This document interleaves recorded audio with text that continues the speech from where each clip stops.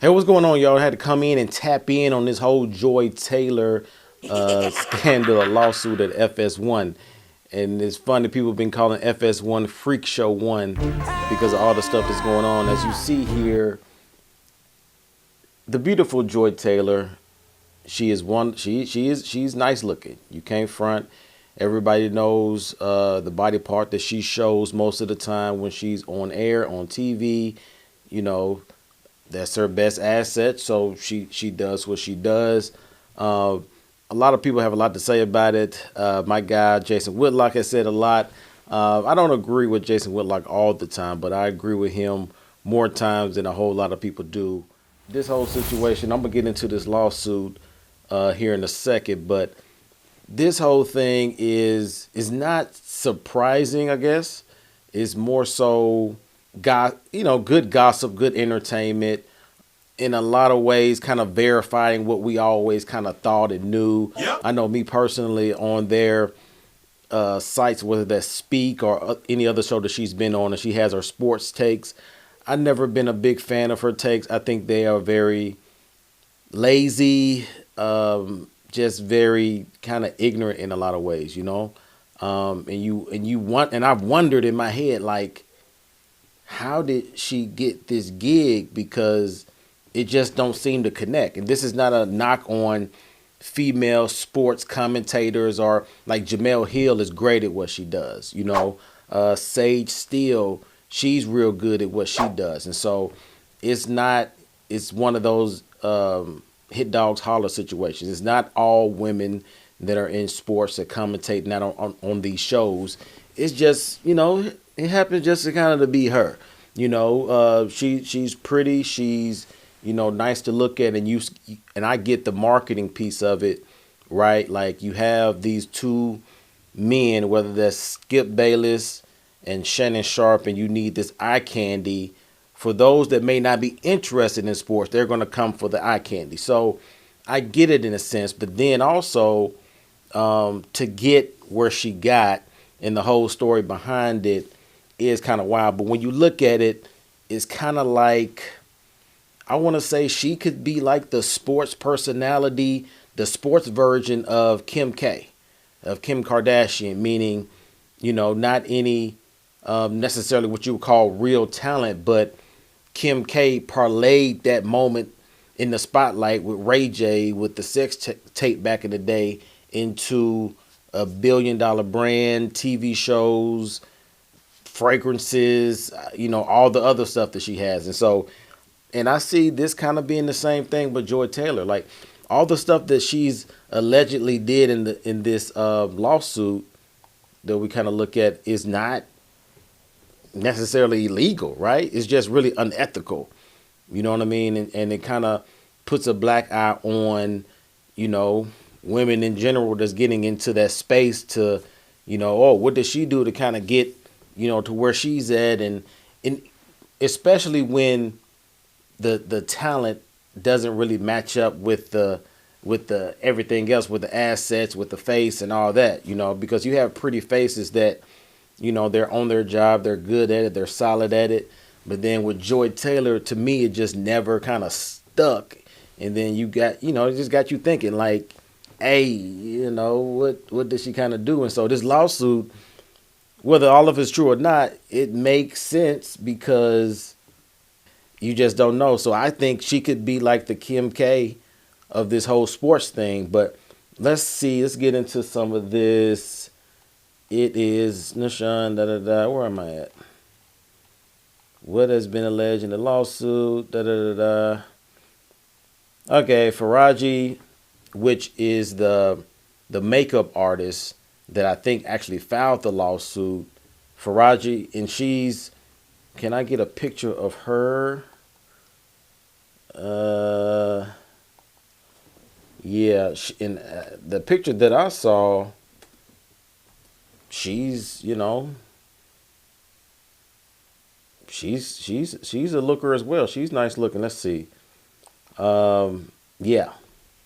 Can y'all see that? That's Faraji. That's the makeup artist that was doing Skip Bayless and Shannon Sharp and all those people. Like, That is her. And so other pictures, she's a nice looking lady, right? And they said in that lawsuit, Skip called her voluptuous and asked her, she didn't know what that meant, so told her to look it up and, and all that stuff. So I don't want to get into the Skip Bayless stuff. It is what it is.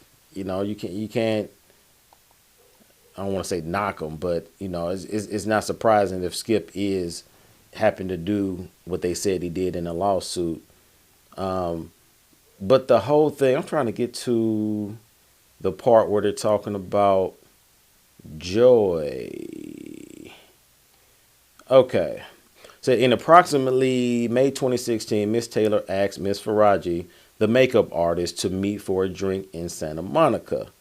The lawsuit says when Mrs. Faraji arrived, she found Mrs. Taylor with an older man, Fox Sports executive vice president of content, Mr. Dixon. As executive vice president, Mr. Dixon is responsible for overseeing all content and production on FS1. Okay, now to set this up, she's in California because Joy recently got married, maybe in 2015 or something like that. And she, was just taking a shot and went out to California to try to parlay a deal to get more into like the sports arena on TV and all that stuff. And so, and she was married at the time, actually, by the way. And so she left her husband in Miami, in Florida, to come out to California to, for the sake of her career.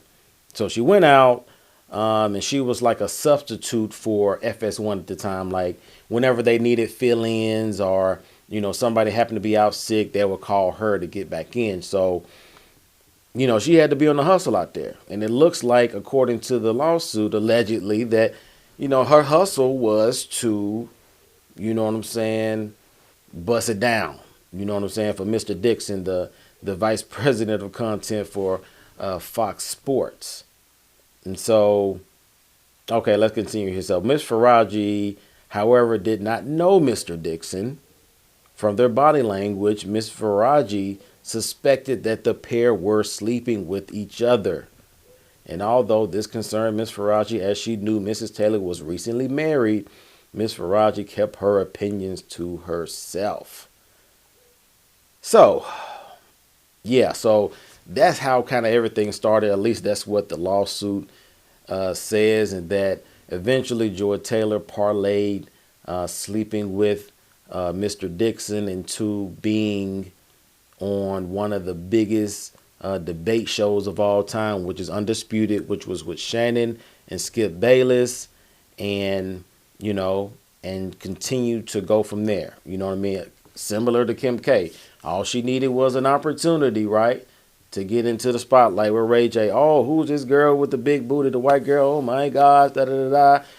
And so everybody got interested, and so it parlayed into other things. It parlayed into a TV show.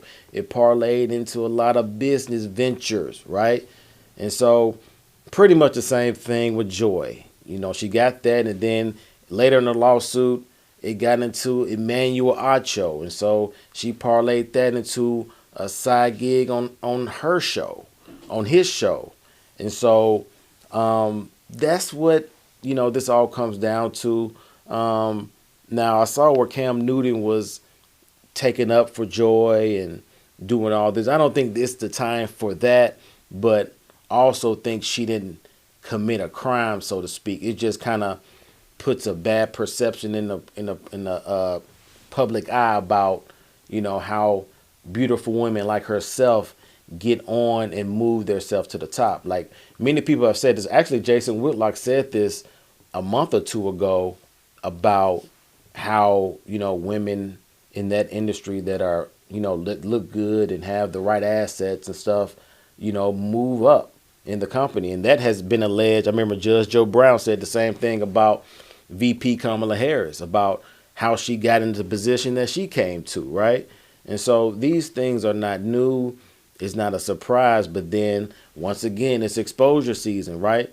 And so this is all the stuff that's coming out, and that's what happens. And, You know what they say in the Players Club. What she say? Like you use what you got to get what you want. And Joy Taylor, you know, for all intents and purposes, got what she wanted. You know what I'm saying? She's currently the host of Speak, that's doing a pretty good job, I think, on FS1 with Keyshawn and Paul Pierce, and Michael Irvin comes on sometime too. So she has parlayed her alleged bust down hustle, bust down movement into a lucrative, you know what I'm saying, like career. And she has said on her podcast a couple times, like, you know, as far as like if it has to do with a man that's being fine, that has money, that's funny enough, you know, anything is possible. You can throw out morals and all this stuff. And so the evidence is out there. It is what it is. You know what I mean? I don't think she needs to get beat down for it, so to speak. But then on the other side, I kind of think she does, just because when a man is in a situation like this, he gets beat up 10 times over, right? And so now when this comes out with a woman that's doing all this, you know what I mean? I'm like, she could get some of that same energy. But at the end, just like some of this Diddy stuff, you know what I mean? What he did and stuff, some stuff wasn't illegal. It was just unethical. And it really just paints the picture right for everybody that thought what they've always thought, or thought in those type of realms. And so tell me what y'all think, man. Let me know in the comments. Y'all until next time. Salute.